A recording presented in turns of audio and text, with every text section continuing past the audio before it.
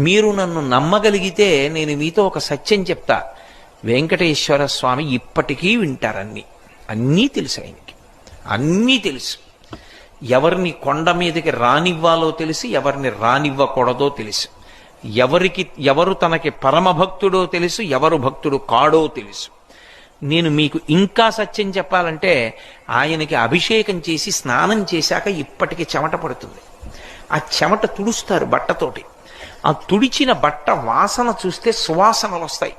మొన్ననే నేను వెంకటాచలం వెళ్ళినప్పుడు ఆయన ఒళ్ళు తుడిచిన బట్ట కళ్ళజోడు తీసేయమని నా కళ్ళ మీద పెట్టారు.